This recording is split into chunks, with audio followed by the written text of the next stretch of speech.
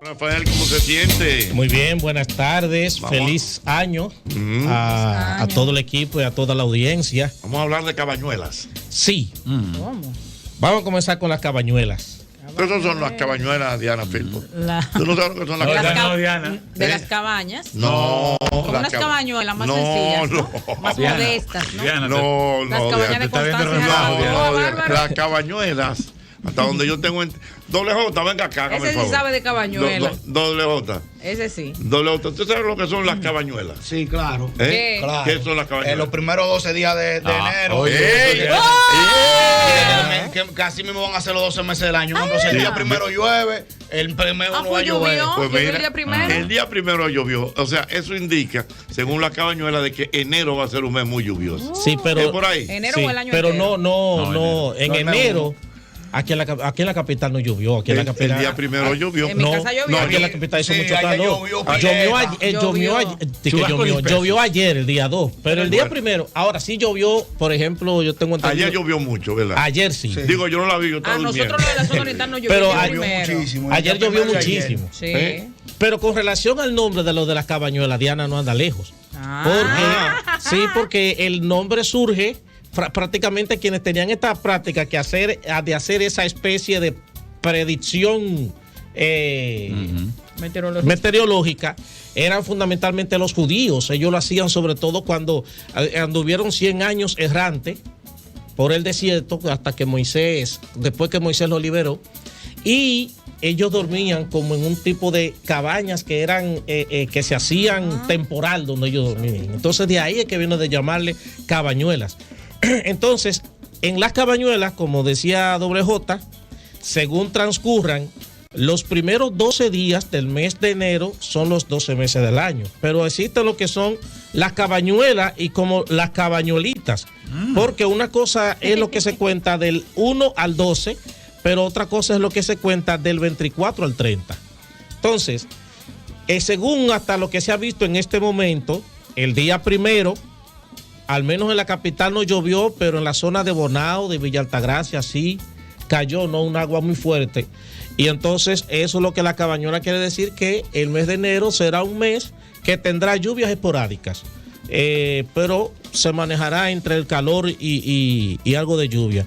En febrero, el día 2, sí llovió, entonces ahí reza el día de febrero. Ayer llovió mucho. Sí, entonces ahí también lo que la cabañuela dice, que va a haber lluvia. Febrero va a ser un mes lluvioso.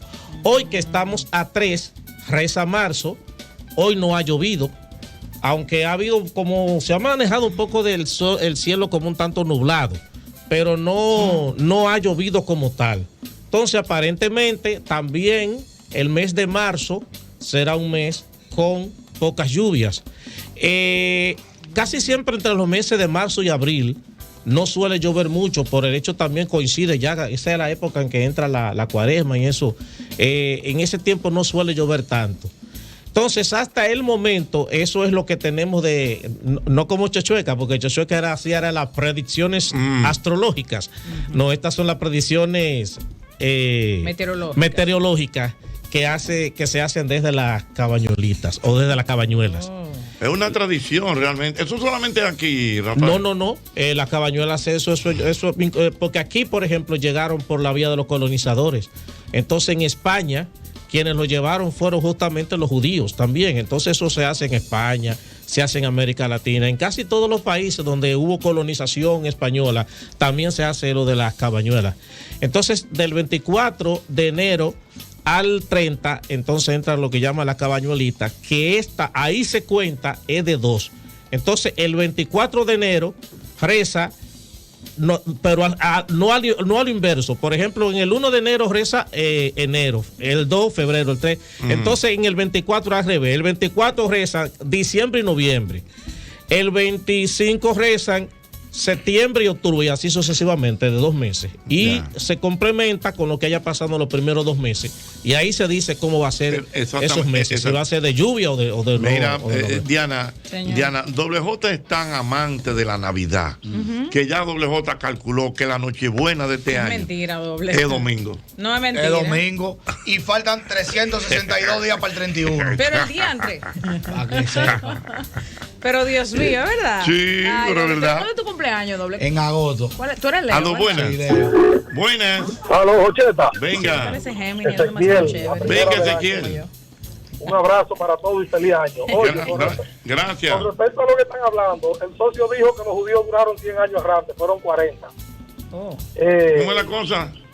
El socio que está hablando ahí dijo que los ¿Qué judíos socio? duraron 100 años errantes en el Rafael. desierto, Rafael. fueron 40 años. Yo te digo que ¿cuántos? por otro lado, Perdón. ¿Cuántos? por otro lado. Perdón. No, pero ¿Cuántos años en el desierto? 40 años. ¿Y usted dijo cuánto? 100 años. 100 años. 40 años en el desierto, los judíos. Sí, Los 40 años egipcios. duraron. No es. ¿Eh? Los judíos Los cuando judíos, fueron los liberados judíos, por eso. Moisés. Pero si él está confundido. Y Bueno, tendría que, pero bueno. no, los judíos duraron 40 años desde Pero no Egipto fueron los hasta de Canaán. Moisés los que duraron 40 años. Esos son los El judíos. éxodo. Eso mismo. Ah, Sí. son los judíos. Es que esos son los Por judíos. eso ahora. Entonces, por otro lado, Jocheta, mi abuelo hacía, oye lo que mi abuelo hacía, mi abuelo compraba una libra de sal en el colmado Una libra de sal.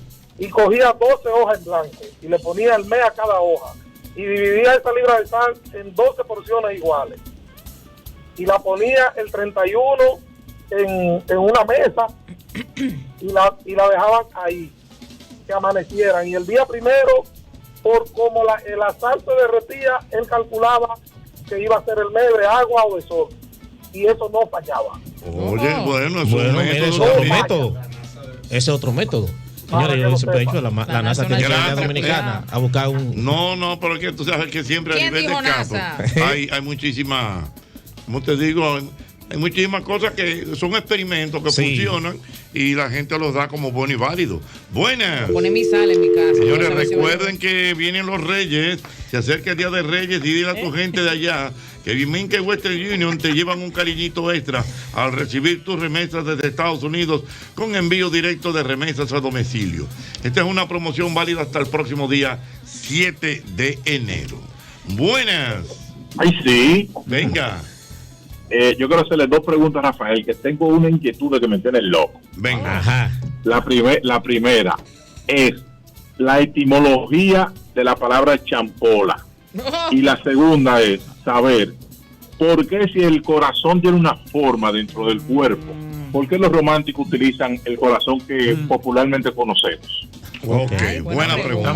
Mira, Buena pregunta. la primera no tengo la respuesta. Tendría que investigar lo de la champola porque...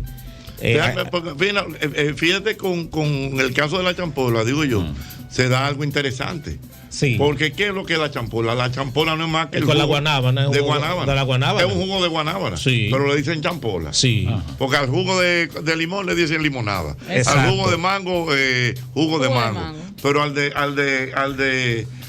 de la guanábana entonces le dicen champola. Sí. ¿Dónde está el asunto ahí, doble? Entonces, Yo no entiendo. estoy perdido. No hay dinámica. Mira, oye, hay una champola de guayaba. champola de Ey, guanábana. no, Entonces, JR Rocky. Yo no. ¿Qué tal? cuando tú vienes a ver entonces champola es un... no, hasta de mango también, porque son esas... Parece que champola es un término como de como de un jugo. Ajá. Sí, pero...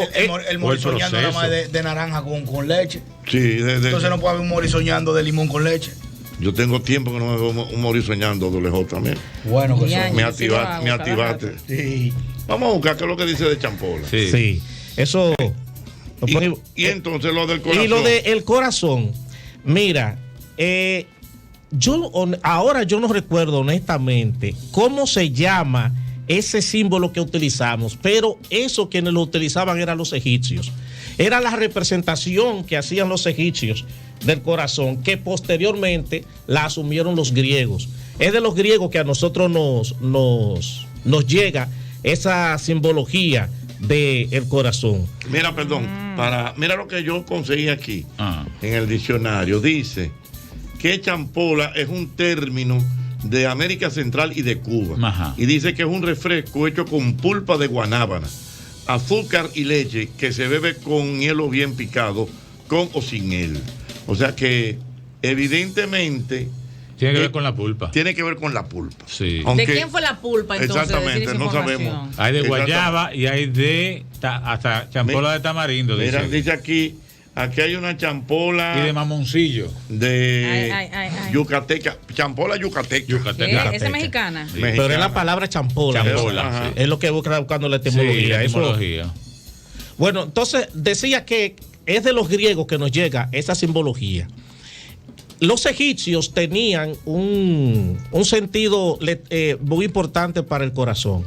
Por ejemplo, ellos entendían que en el corazón era donde se anidaban todos los sentimientos. Esa forma de ese corazón que nosotros vemos es como el símbolo de la hoja de una planta que se llamaba silphium, algo así. Que esa hoja la utilizaban como anticonceptivo los griegos. Y lo que se ha dicho es como que se relacionaba lo del corazón con el amor y la pasión con el sentido de lo que era como anticonceptivo de esa hoja llamada silphium, me parece. ¿Por qué para los egipcios era importante lo del corazón? Cuando ellos iban a momificar a una persona, lo vaciaban por dentro, le sacaban todas las vísceras y solamente le dejaban el corazón. Porque decían que cuando llegaban ante el dios Osiris, que le invito a que entren a mi Instagram, de Aprendo con Rafael, y vean algo que compartí ahí sobre una cuestión del dios Osiris que no la puedo decir así públicamente en radio. Entren al Instagram. Entonces, que cuando llegaban ante el dios Osiris, la persona era sometida al interrogatorio del no. Entonces, en el interrogatorio del no, la persona tenía que decir: yo no maté, no robé, no traté mal al esclavo, no fui infiel, etcétera, etcétera. Y después que dice todo eso, entonces Osiris agarra el corazón y lo colocan en una balanza y en un lado ponen la pluma del dios Maal y el corazón. Si la pluma se inclina hacia el lado del corazón, implica que la gente no dijo la verdad. Y ahí va a pasar al castigo eterno. Entonces, de ahí, desde esa importancia del corazón, se empezó a hacer esa simbología. Fueron los egipcios quienes tomaron esa, y luego los griegos asumieron como simbología del corazón ese símbolo que vemos, que es la hoja de una planta llamada silphium, algo así. Mire, dice Misael Rincón que le abran la puerta a Jim Suriel, que esté abajo con una correa para usted y otra para Rafael. Ajá, ¿y por qué? decirlo de meteorología. Anda pa'l carajo. Completar dos cosas. Completar con algo que quería decir de los reyes, que yo decía cuando estaba hablando de cómo los apócrifos narraban la Navidad. Ahora resulta que leyendo en la Biblia, en Mateo, a partir del capítulo 2, 10 y algo, lo pueden buscar ahí. Resulta que Mateo habla de que los magos fueron a la casa de Jesús también. Mateo. Y dice, y llegaron a la casa y lo encontraron en la pierna de la Virgen, etcétera, etcétera, y de ahí lo adoraron. Y los únicos que dicen cuánto eran los reyes, incluso su color, son los evangelios apócrifos, en el evangelio canónico no aparece. Por último, Jochi, yo quería también, recientemente falleció el Papa Benedicto XVI. Sí. Benedicto creó un problema. ¿Por qué? Porque es el cuarto papa en la historia de la iglesia que renuncia, estando en vida. Pero es apenas el segundo papa que muere estando otro papa ya vigente. Por consiguiente, el protocolo cambia totalmente al momento de sepultar un papa. ¿Pero por qué cambia el protocolo? Porque, por ejemplo, hay que recordar que el Vaticano es un estado, el estado más pequeño del mundo, y que como estado es independiente. El Vaticano se divide en dicasterios y prefecturas, así como son aquí los ministerios y las direcciones. Resulta que cuando muere un papa, quien asume toda la parte ceremonial es a la persona a quien le llaman el camarlengo. Que la palabra camarlengo lo que significa es como camarero. Entonces el camarlengo es quien administra todo el estado del Vaticano. Viene siendo como lo que sería el ministro administrativo, Paliza, eso sería el camarlengo. Entonces el camarlengo es quien tiene que certificar, en primer lugar, que murió el Papa. Y para certificar la muerte del Papa, agarra un martillito de plata que tienen, le da 3 veces en la frente llamándole por su nombre de pila. en este caso Joseph Ratzinger. Y después que le da 3 veces, llaman por su nombre de pila y ve que el Papa no responde, entonces dice, verdaderamente ha muerto el Papa. Y a partir de ahí se empieza el camarlego quien tiene que cerrar la puerta, donde se reúne el cónclave para empezar a elegir el nuevo Papa. Entonces ahora no hay cónclave porque ya hay un Papa electo. Ahora no es el camarlego quien preside los oficios porque hay un Papa electo. Entonces, como eso no estaba escrito, entonces ahora eso habría que reescribir otra vez. ¿Qué hacer cuando un Papa muere estando un Papa ya en el ejercicio de siendo Papa? En funciones. En funciones, que eso no se había visto. Pero lo que sí está claro es que la exequia la va a realizar el Papa Francisco. Sí. El Papa Benedicto XVI renunció en 2013. Desde esa fecha está Francisco. Pero es bueno decir que en la escogencia del Papa Benedicto XVI, ahí se ve una situación, porque hubo dos veces que quedaron empate las votaciones. Sí. Y ya en una tercera, Francisco dijo, Bergoglio, que es el nombre de él, dijo, miren, yo voy a desistir de mi postulación y vamos a cederle el turno a Ratzinger, porque el cardenal Joseph Ratzinger hay que reconocer que ha sido una de las mentes más preclaras, importantes que ha tenido la Iglesia Católica, posiblemente en los últimos 50 años de su existencia. Oye, él era el prefecto para la Sagrada Doctrina de la Fe, que fue lo que en un momento se llamó la Inquisición. Posteriormente se le llamó Santo Oficio y ahora lo de la Congregación para la Doctrina de la Fe. Después de todo eso, entonces al Papa también le sacan todas las vísceras. Sí, también le sacan todas las vísceras, se colocan en un lugar. Entonces donde lo van a sepultar es donde estuvo sepultado Juan Pablo II, porque al Juan Pablo II declararlo santo, lo movieron de la tumba donde estaba, esa quedó vacía y él dijo que lo sepultaran ahí. También a él se le viste con todos sus ornamentos papales, pero también con una casulla o estola también, como le llaman, roja, de color rojo. Y todo el color es rojo. Aquí yo quiero aclarar una cosa. Mucha gente dice que el color del luto en el Vaticano es el rojo. No es eso. El rojo es el color del mártir o del martirio. Y por eso entonces que también ese día lo celebran como un mártir. Y le colocan entonces de color rojo. Cuando Benedicto XVI renuncia, automáticamente eso, como dije, ya genera un escándalo. El último papa que renunció fue en 1419. Gregorio XII fue el último que renunció, y renunció fue 4 días antes de morirse, porque hay algo que es bueno que sepan. En el derecho canónico, por ejemplo, un obispo y un arzobispo tienen tiempo límite de ejercer su pontificado, entonces su episcopado, perdón. Un obispo es hasta los 75 años. A los 75 años le presenta su dimisión al Papa, renuncia y se pone a otro. Lo mismo que un arzobispo. El cardenal es hasta los 80 años, pero el Papa es vitalicio, es hasta que se muera. Yo estoy de acuerdo con lo que hizo Benedicto, de que ya cuando un Papa sienta que está ya bastante avanzado de edad, que la salud no le da para continuar, que renuncie. Y ya ahora el Papa de ahora, Francisco, también pensó en lo mismo, ya entregó su carta y dijo, si llega un momento en que la salud a mí no me permite continuar, ahí ya está lista mi renuncia. Y yo creo que a partir de ahora eso va a cambiar en la iglesia, eso va a sembrar un antes y un después, porque yo creo que a partir de este momento va a haber otra vez que reescribir todo y va a contemplarse el que el Papa renuncie en cualquier situación, que ya no sea vitalicio o que sea hasta los 75 como son los obispos también. Jochi Santos, el vitalicio de la tarde. Efraín Guerra. Efraín Guerra, pero ahora sí. Sí, claro, pero no me acordaba. Sí. Mira, y otra cosa.